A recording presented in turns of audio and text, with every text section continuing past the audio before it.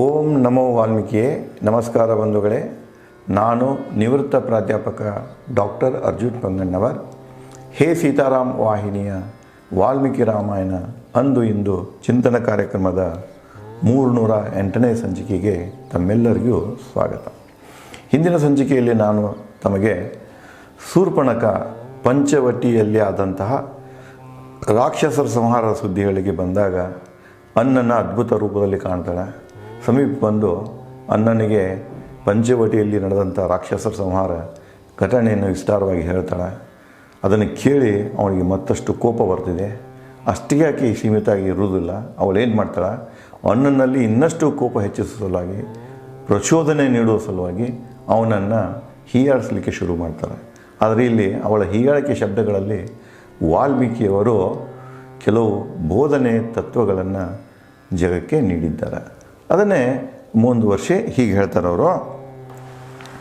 ರಾಜ್ಯದ ಸಮಸ್ಯೆಗಳನ್ನು ಸ್ವತಃ ರಾಜನೇ ಪರಿಹರಿಸದಿದ್ದಾಗ ಹಾಳಾಗುವುದು ರಾಜ.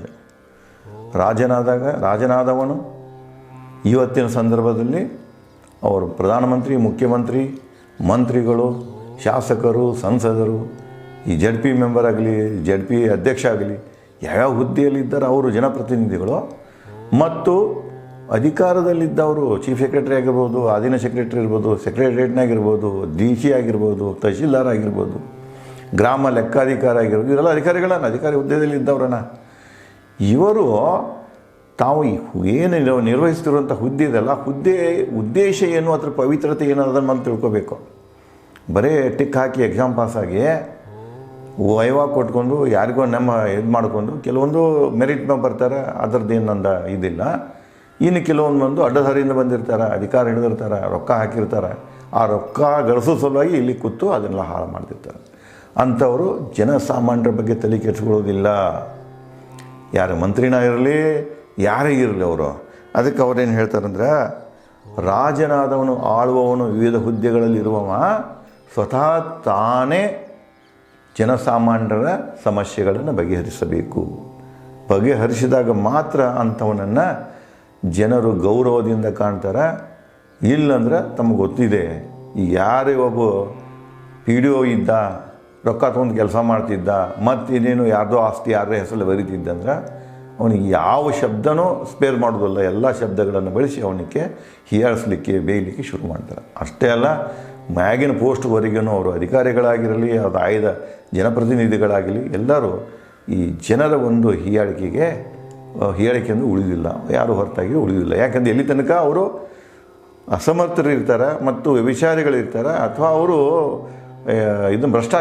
ಭ್ರಷ್ಟಾಚಾರಿಗಳಾಗಿರ್ತಾರೆ, ಅಲ್ಲಿ ತನಕ ಅವರು ಜನರಿಂದ ಬೇಸ್ಕೊಳ್ತಾ ಇರ್ತಾರೆ. ಅವ್ರು ಯಾರಿಗೂ ಗೌರವ ಕೊಡೋದಿಲ್ಲ. ಯಾರು ಒಳ್ಳೆ ಕೆಲಸ ಮಾಡ್ತಿರ್ತಲ್ಲ ಅವ್ರನ್ನ ಜನ ಕೊಂಡಾಡ್ತಿದೆ.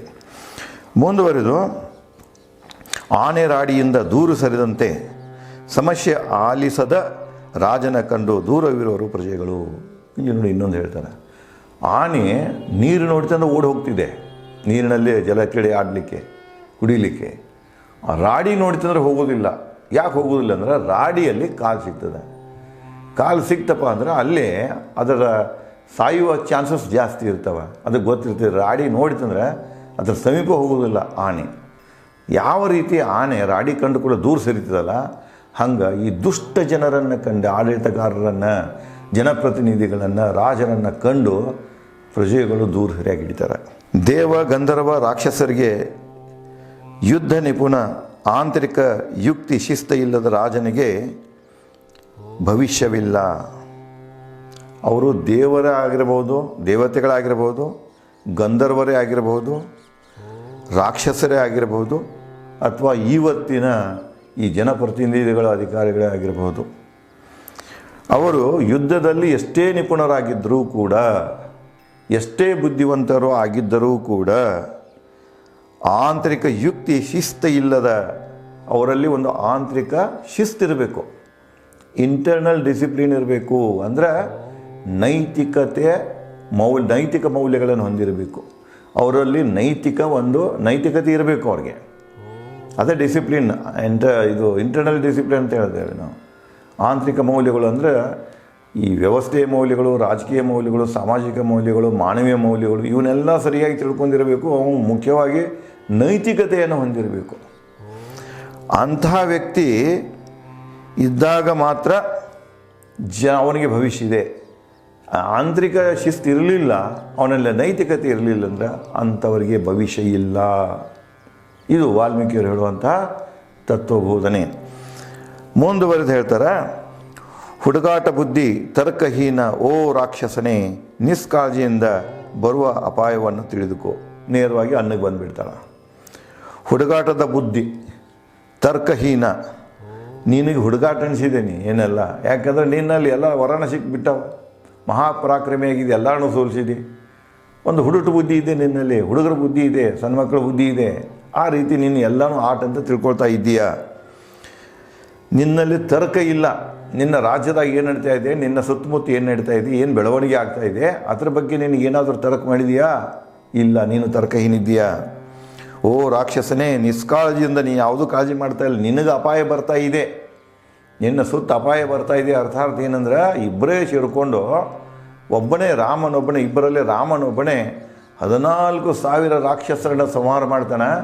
ನಿನ್ನಿಬ್ಬರು ತಮ್ಮಂದಿರನ್ನು ಸಂಹಾರ, ನಿನ್ನ ಸಮಬಲ ಹೊಂದಿದಂಥ ನಿನ್ನ ಇಬ್ಬರು ತಮ್ಮಂದಿರನ್ನು ನಾವು ನಾಶ ಮಾಡಿದಾನೆ. ಅವ ಈ ಕಡೆನೇ ಬರ್ತಾ ಇದ್ದಾನೆ. ಅದನ್ನು ಈ ಅಪಾಯ ಸೂಚನೆಯನ್ನು ತಿಳಿದುಕೋಣಿ ಅಂಥೇಳಿ ಮತ್ತಷ್ಟು ಅವನು ರೊಚ್ಚಿ ಬರುವಂಗೆ ಮಾತಾಡ್ತಾನೆ. ಗುಪ್ತಚರರ ಇಡದ ಸಂಪರ್ಕಿಸದ ರಾಜ ದೂರದ ವರ್ತಮಾನಗಳನ್ನು ತಿಳಿಯಲಾರ. ನೋಡ್ರಿ, ದೂರದ ವರ್ತಮಾನ ತಿಳಿಬೇಕಾದ್ರೆ ಇವತ್ತಿನ ಸಂದರ್ಭದಲ್ಲಿ ಭಾರತ ನೆರೆಹೊರೆಯ ರಾಷ್ಟ್ರಗಳಲ್ಲಿ ಏನು ಬೆಳವಣಿಗೆ ಆಗ್ತಾ ಇದೆ, ತನ್ನ ಸುತ್ತಮುತ್ತ ಇದ್ದಂಥ ರಾಷ್ಟ್ರಗಳಲ್ಲಿ ಏನು ಬೆಳವಣಿಗೆ ಆಗ್ತಿದೆ ಅದರ ಬಗ್ಗೆ ಗುಪ್ತಚರ್ಯ ಹೊಂದಿರಬೇಕು. ಸ್ಪೈ ಇಡಲೇಬೇಕು. ಅಂದ್ರೆ ತಿಳಿದೋ ಜನರಿಗೆ ಗೊತ್ತಾಗಿರಬಾರ್ದು ಇವರು ಸ್ಪೈ ಇಟ್ಟಾರಪ್ಪ ಅಂಥೇಳಿ.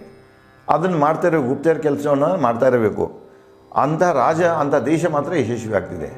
ನೀವು ನಿಷ್ಕಾಳಜಿಯಿಂದ ಮಾಡಲಿಲ್ಲ ಅಂದ್ರೆ ಯಾವ್ಯಾವ ನೆರೆಹೊರೆಯ ರಾಷ್ಟ್ರಗಳಲ್ಲಿ ಏನೇನು ನಮ್ಮ ವಿರುದ್ಧ ಯುಕ್ತಿಗಳಾಗ್ತವೆ, ಯೋಜನೆಗಳಾಗ್ತವೆ ತಿಳಿದಿಲ್ಲ. ಒಮ್ಮೆಲೆ ಅವರೆಲ್ಲರೂ ದಂಡೆತ್ತಿ ಬಂದಾಗ ನಮಗೆ ಪ್ರಯೋಗ ಮಾಡಿದಾಗ ಅವಾಗ ನಾವು ಅವರು ಎದುರಿಸಲಿಕ್ಕೆ ಅವಾಗ ಏನಾಗ್ತಿದೆ, ತೊಂದರೆ ಆಗ್ತಿದೆ. ಅದಕ್ಕೆ ನೆರೆಹೊರೆಯ ರಾಜ್ಯಗಳಲ್ಲಿ ನೆರೆಹೊರೆಯರಲ್ಲಿ ಏನು ನಡೀತಾ ಇದೆ ಅನ್ನೋದ್ರ ಬಗ್ಗೆ ಸರಿಯಾದ ತಿಳುವಳಿಕೆ ರಾಜನಾದವನಿಗೆ ಇರಬೇಕಂತ ಹೇಳ್ತಾಳೆ.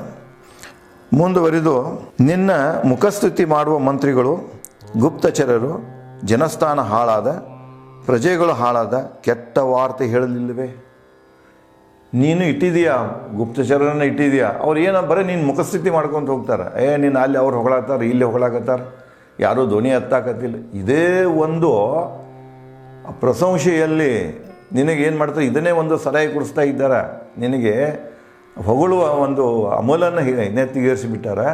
ವಾಸ್ತವದಿಂದ ನೀನು ದೂರ ಉಳಿತಾ ಇದೆಯಾ? ವಾಸ್ತವದ ಅರಿವನ್ನು ನೀನು ನೇಮಿಸಿದಂಥ ಯಾರನ್ನು ನಂಬಿದಿಲ್ಲ. ಈಗ ನೋಡಿ, ಅಲ್ಲಿ ಇಷ್ಟೆಲ್ಲ ಆಗೈತೆ. ಅದನ್ನು ನಿನಗೆ ಯಾರೇ ಬಂದು ಹೇಳಿದ್ರೆ, ಇಲ್ಲಿ ಯಾವ ಗುಪ್ತಚರ ಬಂದು ಹೇಳಿಲ್ಲ, ಏನು ಡೆವಲಪ್ಮೆಂಟ್ ಆಗತ್ತೆ ನಿನಗೆ ಗೊತ್ತಿಲ್ಲ. ಈಗ ನಾನು ಬಂದು ಹೇಳ್ತಾ ಇದ್ದಾಗ ನಿನಗೆ ತಿಳಿತಾ ಇದೆ, ಯಾವ ಗುಪ್ತಚರ ನಿನಗೆ ಹೇಳಿಲ್ಲ ಅಂದರೆ ನಿಂದು ಗುಪ್ತಚರರು ಉಪಯೋಗ ಇಲ್ಲ. ನಿನ್ನೆ ಇಲ್ಲೇ ಮುಖಸ್ತುತಿ ಮಾಡ್ಕೊತ ಇದ್ದಾರೆ. ಇದು ಇವತ್ತಿಗೂ ಅನ್ವಯಿಸ್ತಿದೆ. ಹೀಗೆ ಮಂತ್ರಿಗಳು, ಮುಖ್ಯಮಂತ್ರಿಗಳು, ಜನಪ್ರತಿನಿಧಿಗಳೇನಾಗಿರ್ತಲ್ಲ, ಅವ್ರು ಏನು ಆಪ್ತ ಕಾರ್ಯದರ್ಶಿಗಳೇನು ಇರ್ತಾರೆ, ಸುತ್ತಮುತ್ತ ಜನರನ್ನೇ ಇಟ್ಟಿರ್ತಾರೆ. ಎಂಥವ್ರು ಇರಬೇಕಪ್ಪ ಅಂದರೆ ಅವರು ಜನರ ಆಗುಹೋಗುಗಳ ಬಗ್ಗೆ ಸರಿಯಾಗಿ ಹೇಳ್ತಿರಬೇಕು, ಜನರ ಸಮಸ್ಯೆಗಳ ಬಗ್ಗೆ ಹೇಳ್ತಿರಬೇಕು. ಅಥವಾ ಯಾವುದೇ ವ್ಯಕ್ತಿಗಳು ಅವರು ಪ್ರತಿಕೂಲ ಅವ್ರಿಗೆ ವಿರುದ್ಧವಾಗಿ ಏನಾದರೂ ಮಾಡ್ತಾಯಿದ್ದು ಷಡ್ಯಂತ್ರಗಳನ್ನು ಮಾಡ್ತಾಯಿದ್ರೆ ಅದನ್ನು ಅವರು ಹೇಳಬೇಕು. ಅಂಥವ್ರನ್ನ ಇಟ್ಕೋಬೇಕು. ಅದನ್ನು ಬಿಡ್ತಾರೆ ಮುಖಸ್ತುತಿ ಮಾಡೋದು, ಟ್ರಾನ್ಸ್ಫರ್ ಮಾಡೋದು, ಅಪಾಯಿಂಟ್ಮೆಂಟ್ ಇರೋದು, ಮಧ್ಯಸ್ಥಿಗೆ ಏನಂತೀರಿ ನೀವು, ಮಧ್ಯಗಾರರದ ಕೆಲಸ ಮಾಡುವಂಥ ಏಜೆಂಟ್ರನ್ನು ಮಾಡ್ತೀರಾ ನೀವು. ಉತ್ತಮ ಸಲಹೆಗಾರರನ್ನು ತಗೊಳ್ಳೋದಿಲ್ಲ, ಉತ್ತಮ ರೀತಿಯಲ್ಲಿ ನಿನಗೆ ಆಲೋಚನೆಗಳನ್ನು ಕೊಡುವಂಥ ವ್ಯಕ್ತಿಗಳನ್ನು ನೀವು ಸಮೀಪ ತಗೊಳ್ಳೋದಿಲ್ಲ. ನೀವು ಬರೀ ಎಂಥವ್ರು ಸಮೀಪ ತಗೊಳ್ತೀವಿ. ಇವತ್ತಿನ ಪರಿಸ್ಥಿತಿ ನೋಡ್ತಾ ಇದ್ದೇವೆ ನಾವು.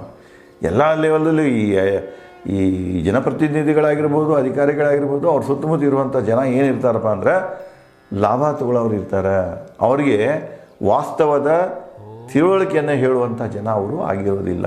ನೋಡಿರಿ, ಅದು ಇವತ್ತು ಕೂಡ ಅನ್ವಯಿಸ್ತಾ ಇದೆ. ಅಲ್ಲಿ ಅದನ್ನ ಹೇಳ್ತಾಳೆ, ಇನ್ನು ಸುತ್ತಮುತ್ತ ಇದ್ದವರೆಲ್ಲ ನಿನ್ನ ಹೊಗಳ್ತಾ ಇದ್ದಾರೆ, ಏನು ನಿನಗೆ ಹೊರಗಡೆ ನಡೀತಾ ಇದ್ದೀನಂತ ನಿನಗೆ ಸುದ್ದಿಯನ್ನು ಮುಟ್ಟಿಸಿಲ್ಲ, ಆ ಪ್ರಜ್ಞೆನೂ ನಿನ್ನಲ್ಲಿ ಇಲ್ಲ ಅಂತ ಹೇಳ್ತಾಳೆ. ಮುಂದುವರಿದು, ಜನಸ್ಥಾನ ಹಾಳಾದ, ಈಗ ಜನಸ್ಥಾನ ಹಾಳಾಯ್ತದು, ಯುದ್ಧ ಆಯಿತು, ಇಷ್ಟು ದೊಡ್ಡ ಯುದ್ಧ ಆಯಿತು, ನೀನಿಬ್ಬರು ಸಹೋದರ ಸತ್ತು, ಆ ಸುದ್ದಿನೂ ನನಗೆ ಯಾರು ಹೇಳಿಲ್ಲ ಬಂದ. ಪ್ರಜೆಗಳು ಹಾಳಾದ ಕೆಟ್ಟ ವಾರ್ತೆ, ಅಲ್ಲಿದ್ದಂಥ ಜನಸ್ಥಾನದಲ್ಲಿದ್ದಂಥ ರಾಕ್ಷಸ ಪ್ರಜೆಗಳು ದಂಡಕಾರಣ್ಯವನ್ನು ತೊರೆದು ಓಡಿ ಹೋದ್ರು. ಅವರು ಅವ್ರ ಬಗ್ಗೆ ನಿನಗೇನಾದರೂ ಸುದ್ದಿ ಮುಟ್ಟಿದೆನಾ? ಏನೂ ಇಲ್ಲಪ್ಪ ಅಂತ ಹೇಳ್ತಾಳಕ್ಕೆ. ಕೆಟ್ಟ ವಾರ್ತೆ ಹೇಳಲಿಲ್ಲವೇ, ನಿನಗೆ ಯಾರು ಹೇಳಲಿಲ್ಲವೇ? ಸಂಹರಿಸಿದ ರಾಮನೊಬ್ಬನೇ ಜನಸ್ಥಾನದ ರಾಕ್ಷಸ ಸೈನ್ಯ ದೂಷಣಕರ ತ್ರಿಶಿರ ವೀರರನ್ನು. ರಾಮ ಒಬ್ಬನೇ 14,000 ರಾಕ್ಷಸರನ್ನು ಕೊಲ್ಲೋದಲ್ಲದ ನಿನ್ನಿಬ್ಬರು ತಮ್ಮಂದರನ್ನು ಕೊಂದ, ಖರ ಮತ್ತು ದುಷಂದ್ರನ್ನು ಕೊಂದ, ಜೊತೆಗೆ ಮಹಾಪರಾಕ್ರಮಿ ಸೇನಾಧಿಪತಿ ಬಿರ್ತಾನ ತ್ರಿಶಿರ ಅಂತೇಳಿ. ಇವ್ರನ್ನೆಲ್ಲ ಕೊಂದಂಥ ಒಬ್ಬ ರಾಮ. ಈ ಸುದ್ದಿ ನಿನಗೆ ಯಾರು ಮುಟ್ಸ್ಲಿಲ್ಲೇನಾ ಅಂಥೇಳಿ ಆಕೆ ರಾವಣನನ್ನು ಅವನ ನೀತಿಯನ್ನು ಪ್ರಶ್ನಿಸಿ ಹೀಯಾಳಿಕೆ ಶಬ್ದಗಳನ್ನು ಆಡ್ತಾಳೆ. ಅದರ ಹಿಂದೆ ಉದ್ದೇಶ ಒಂದೇ ಇರ್ತದೆ ಅಂದರೆ ರಾವಣ ತಕ್ಷಣ ರೊಚ್ಚಿಗೆದ್ದು ರಾಮ ಮತ್ತು ಲಕ್ಷ್ಮಣರ ಸಂಹಾರಕ್ಕೆ ಸಿದ್ಧನಾಗಿ ಹೋಗಬೇಕು ಅನ್ನೋ ಒಂದು ಉದ್ದೇಶದಿಂದ ಅವಳು ಈ ರೀತಿಯಾಗಿ ಅವನನ್ನು ಹೀಯಾಳಿಸ್ತಾ ಇದ್ದಾಳೆ. ಇನ್ನು ಮುಂದೆ ಯಾವ ರೀತಿಯಾಗಿ ಮತ್ತು ಅವನನ್ನು ಹೀಯಾಳಿಸ್ತಾಳೆ, ಅದಕ್ಕೆ ರಾವಣ ಯಾವ ರೀತಿಯಾಗಿ ಪ್ರತಿಕ್ರಿಯೆ ನೀಡ್ತಾನೆ ಅನ್ನೋದನ್ನು ನಾನು ತಮಗೆ ಮುಂದಿನ ಸಂಚಿಕೆಯಲ್ಲಿ ಹಂಚಿಕೊಳ್ಳುತ್ತೇನೆ. ಧನ್ಯವಾದಗಳು.